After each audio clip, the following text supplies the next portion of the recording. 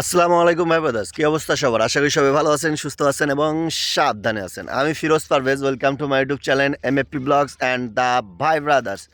তো আজকে একটা নতুন ভিডিও নিয়ে হাজির হলাম। অনেকদিন থেকে ভিডিও ছাড়া হয় না, কেননা বর্তমানে রংপুরের ওয়েদার মানে আমাদের এলাকার ওয়েদার অনেক খারাপ। রেগুলার বৃষ্টি হচ্ছে, আজকেও মেঘলা মেঘলা আকাশ, যখন তখন বৃষ্টি আসতে পারে। তারপরও বাইর হইলাম, ভাবলাম যে অনেকদিন থেকে ভিডিও করা হয় না, তার জন্য একটা নতুন ভিডিও করা দরকার। তো আজকের ভিডিওর টপিকটা আপনারা এতক্ষণ আপনার থাম্বনেল এবং টাইটেল দেখে বুঝেই গেছেন যে আজকের ভিডিওটা কী নিয়ে হচ্ছে। তো আজকের ভিডিওটা হচ্ছে আপনার এই সুজুকি জিক্সার মডার্ন বাইকটা নতুন নেওয়া ভালো হবে নাকি সেকেন্ড হ্যান্ড নেওয়া ভালো হবে, তো এই বিষয় নিয়ে আজকে কথা বলবো। তো চলেন ভিডিওটা শুরু করা যাক। তো যে টপিক নিয়ে কথা বলতেছিলাম সেটা হলো এই সুজুকি জিক্সার মনোটন বাইকটা আপনারা সেকেন্ড হ্যান্ড নেবেন নাকি নতুন নেবেন।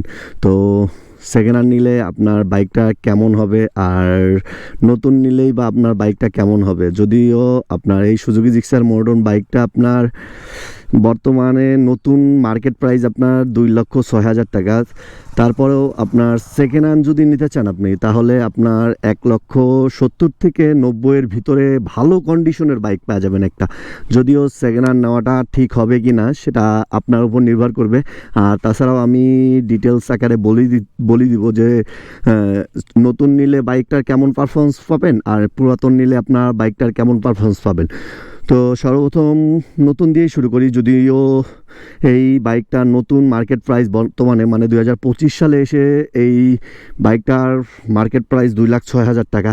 আর এই বাইকটা যেটা দেখতেছেন এই ডিজাইনটা একটু আপগ্রেড করছে, মানে স্টিকারিং একটু আপগ্রেড করছে, দেন টায়ারের ক্ষেত্রে একটু আপগ্রেড করছে।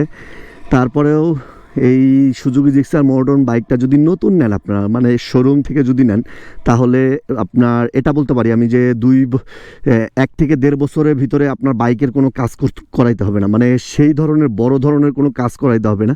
যদি আপনি ভালোভাবে রাইড করেন বা ভালোভাবে বাইকটা ইউজ করেন, তাহলে আপনার সেই রকম কোনো কাজ করাইতে হবে না বাইকটাতে। তো নতুন অবস্থায় একটা বাইকের আপনার পারফরমেন্স ভালোই থাকে। আপনি যদি ব্রেকিং পিরিয়ডটা ভালোভাবে মেনটেনেন্স করেন, তাহলে বাইকটা আপনার লং লাস্টিং দিবে। আর বাইক শুরুর দিকে আপনার মাইলেজটাও একটু ভালো পাওয়া যায়।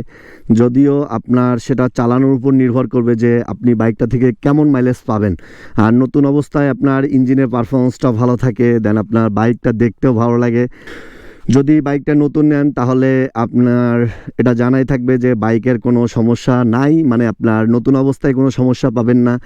আর যদি এখন বলি যে সেকেন্ড হ্যান্ড নিলে কী হবে, তো সেকেন্ড হ্যান্ড নিলে আপনার বাজেটটা 1,60,000 থেকে বা 70 থেকে 90-এর ভিতরে ভালো কন্ডিশনের বাইক পাওয়া যাবেন।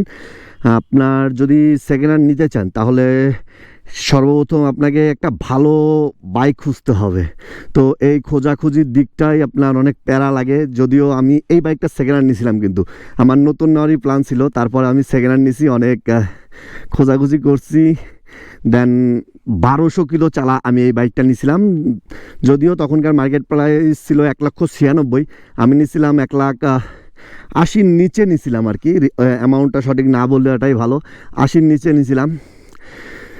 যদিও তখন আমার বাইকটাতে কোনো কাজ করাইতে হয়নি, যে কেননা শুধু 1200 কিলো চালা ছিল বাইকটা। আপনারা যদি একটু এই ধরেন 10-12 হাজার কিলো চালা বা 20,000 কিলো চালা বাইক নিতে চান, তাহলে আপনার 1,60,000 থেকে 70-এর ভিতরে পাওয়া যাবেন বর্তমানে এই বাইকটা।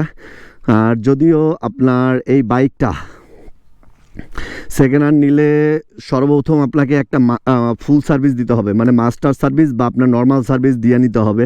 তো আর আপনার বাইকটা আগের রাইডার মানে যার কাছে নিচ্ছেন সে কিভাবে চালাইছে না চালাইছে সেটা আপনি জানেন না, আর আপনি দেখেনওনি যে সে কিভাবে চালাইছে, আর অ্যাক্সিডেন্ট হিস্ট্রিও আছে কি না বাইকটা সেটাও আপনার জানবেন না। ধরেন আমি এই বাইকটা নিয়ে অ্যাক্সিডেন্ট করলাম, ধরেন আমার এই জিনিসটা ভাঙিয়ে গেল, আমি যদি নতুন লাগাই তাহলে কি আপনি বুঝতে পারবেন? মানে নতুন অরিজিনালটাই লাগাইলাম, তাহলে কি আপনি বুঝতে পারবেন যে এই বাইকটা অ্যাক্সিডেন্ট হয়েছিল? তো বুঝতে পারবেন না। তো এটাই বলতে পারি যে বলি যে আপনার সেকেন্ড হ্যান্ড নিলে একটা বিপদ থাকে, মানে আপনার মনের ভিতরে একটা আশঙ্কা থাকে যে বাইকটা অ্যাক্সিডেন্ট হয়েছিল কি না।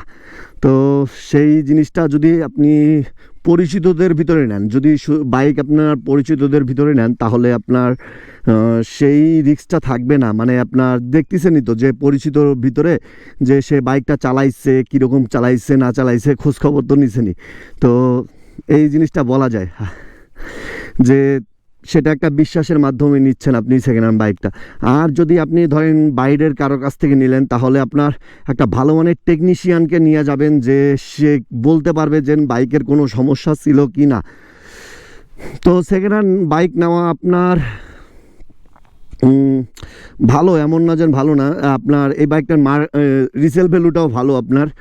তো সেকেন্ড হ্যান্ড বাইক নিতে গেলে আপনাকে সর্বপ্রথম যে জিনিসগুলো চেক করতে হবে, বাইকের কাগজ, দেন আপনার বাইকের ডকুমেন্টসগুলো, দেন বাইকের কোনো স্ক্র্যাচ আছে নাকি, দেন আপনার বাইকের কোনো অ্যাক্সিডেন্ট হিস্ট্রি আছে নাকি, বাইকটা রাইড করে দেখবেন যে বাইকটা স্মুথভাবে রাইড করতে পারতেছেন নাকি, দেন আপনার টায়ারগুলো চেক করে নেবেন যে কত কিলো চলছে। বা এখন বর্তমানে আবার মিটার ট্যাম্পারিংও করা যায় বাইকে। মানে আপনি ধরেন 20,000 কিলো চালাইলেন, আমি চাইলে আপনার বাইকটাতে 10,000 কিলোমিটার করে দিতে পারি, মানে এরকম করা যায় আর কি। অনেকে ওই রকম করে। সেকেন্ড হ্যান্ড বাইকগুলোতে এইরকম বেশিরভাগ চলতেছে বর্তমানে, যে আপনি একটা সেকেন্ড হ্যান্ড বাইক কিনতেছেন, আপনার বাইক 20,000 কিলো চলা, আপনি সেই বাইকটা 10,000 কিলো করে দিয়ে সেল দিচ্ছেন। এরকম হয়, অনেকেই করে। যদিও এই জিনিসটা করাটা ঠিক না, প্রতারণা করা হয় জিনিসটাকে।